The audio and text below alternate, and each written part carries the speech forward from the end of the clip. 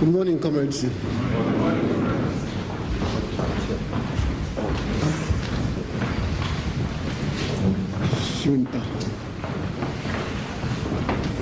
Shouldn't we sing that great hymn?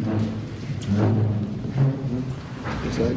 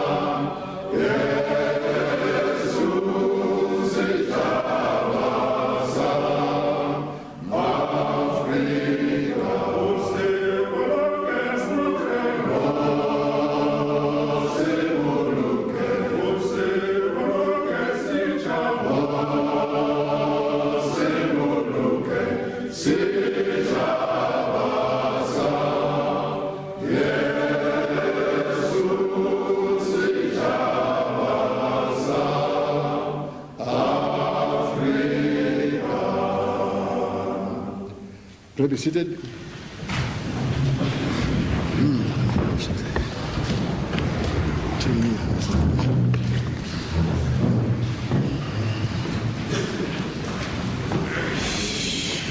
Shouldn't we really bring these two comrades in front here? Bring some chairs here.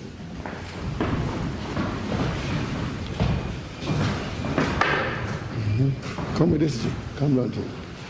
Come with Treasurer General.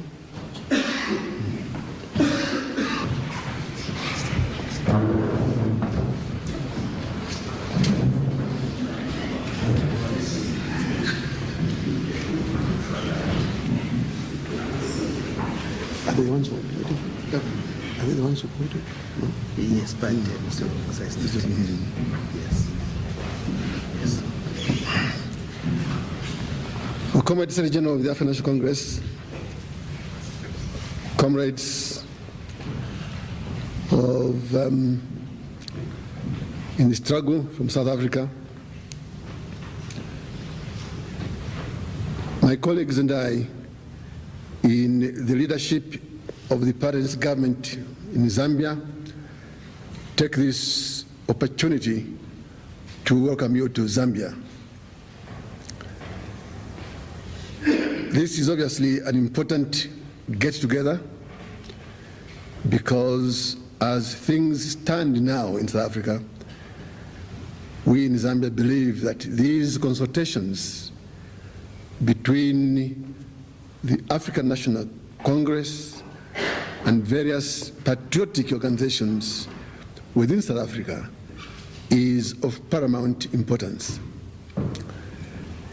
Any oppressor, any exploiter survives on divide and rule policy.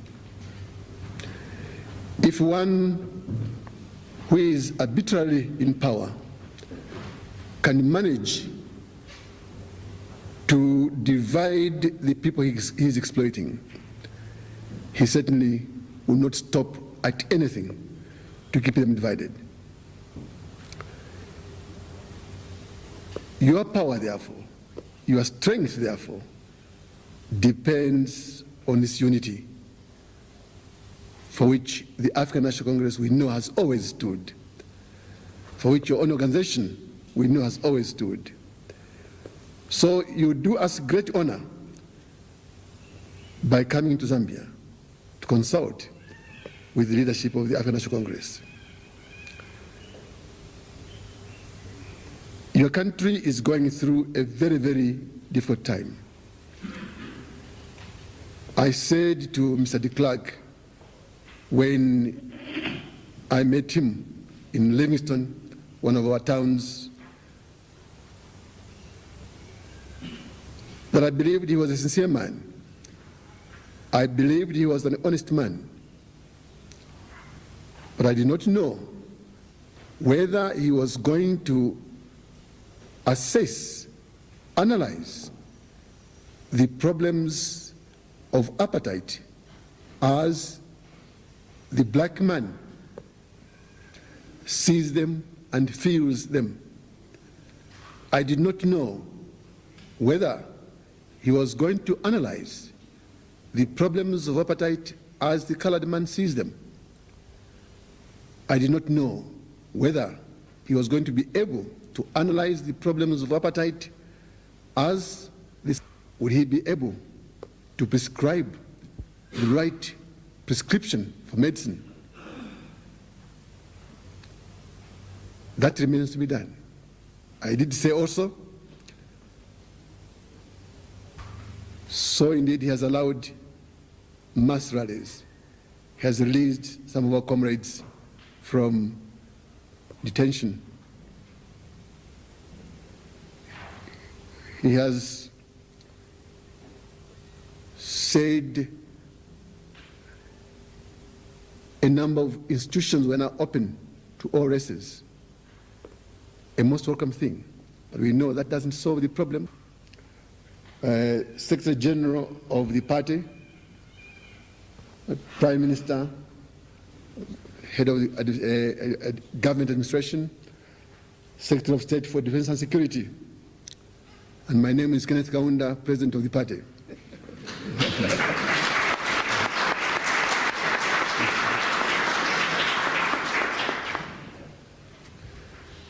We bring you together here, comrades, only to have a meal together very quickly, so that as you go back to your country, do know Zambians support your cause because it is a just cause.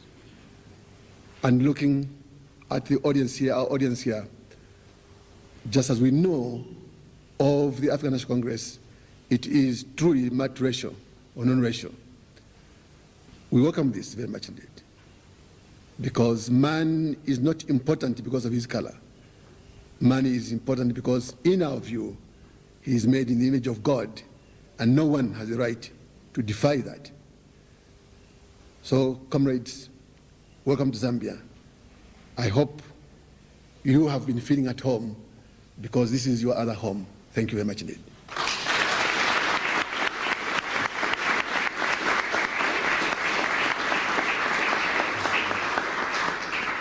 Comrade President, thank you very much for the kind words of welcome to our comrades and fellow countrymen who have been with us here for the past few hours, and many of which we spent trying to tackle the problems in our country. Now, we've started rather late, Comrade President, and we're not going to make a lengthy statement, but one of the comrades who's here with us here is Comrade Harry Gwala, a senior leader of our people. He was just been recently released from imprisonment. In fact, when they released him just now, he was already doing a second stint in prison. He had been there before, released, and of course, after release, he undertook his so-called terrorist activities again, and he went back. And when he got there this time, unfortunately, he was struck by some illness, which we've been trying to grapple with, which has affected the use of his arms. Mm-hmm. But it was felt that Comrade Harry Gwala should take the opportunity on behalf of our comrades from home, and of course all of us, to say a few words of appreciation for this opportunity to the President. The people that are here, Comrade President, are those who had received, our leaders who had recently released, who had organized that historic rally, and of course, in their own right, leaders of the various sectors of our democratic movement, Democratic Trade Union, United Democratic Front, the youth. I noticed that the youth leader has just come in. Maybe he overslept. And he must be criticized very badly for that. But we've got all these sectors that are here of our people who had come to share with us certain ideas. And of course, trying to find out how do we make our way through this maze as we move forward. If you, with your kind permission, Comrade President, we shall ask Comrade Harry Gwala to say a few words. Comrade President, members of the Central Committee, I feel very humbled to express our gratitude to you as President of Zambia and Chairman of the Frontline States. Our struggle in South Africa has made you pay a very high price. Your security is always violated. Your economy is heavily taxed. But despite all that, you have not decided to drive us out of your country. We do not consider you, Comrade President, and the Zambian people as our friends, but we take you as one of us in the struggle that continues in the continent of Africa, the struggle against colonialism and oppression. Despite these heavy odds against you, we have stood steadfastly on the side of the people of South Africa. As our acting president and general secretary has said, the people who have come over to your country represent the heart and the soul of the struggle back home. They are the pulse. They are the heartbeat of that struggle there. Many of our people have perished in the course of the struggle, in detention, on the battlefield, in the townships, and in prison. But they have nothing to regret. We chose in 1961 to die on our feet than to live a perpetual life of slavery, living on our knees. This meant that we had to transform our struggle from petitions, supplications, and prayers to the rulers of South Africa into a determined action by the people. Our action back home is taking many forms. And one of those forms is the armed struggle. Now, in skyscrapers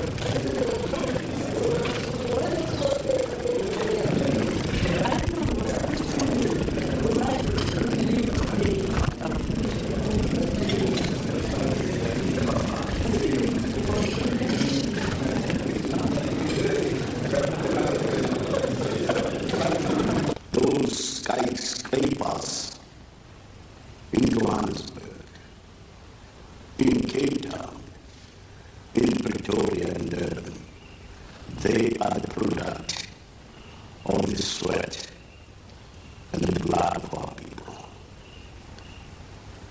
We have no land today. We have no land. In the land of our own birth, our land was taken away. We have no industries owned by ourselves in our own land. We are denied even that semblance of democracy by being totally excluded from that parliament in South Africa. We are segregated in all walks of life. True, as you said, Comrade President, the clerk is preserving a form of acceptability because he's another man. While you were standing outside here, Comrade Mahodi was saying, here is the leopard. It hasn't changed its course. And that is true. The clerk is the same man who is the leader, who was the leader of the Nationalist Party in the Transvaal, who had occupied a position of hardness for granted against any form of relaxation on apartheid. Can it suddenly change? I do not think miracles happen twice. If Saul, who suddenly became Paul, was struck by lightning and he went blind, the clerk has gone blind on peripheral reforms and the intensification of the National Congress. They are challenging the African National Congress. This morning, organizations like INCAD are claiming a right of parity with the African National Congress. Other organizations, we shot up the National Congress. But it is not the African National Congress that has got to decide that I'm the leader of the people of South Africa. It is the people of South Africa themselves who know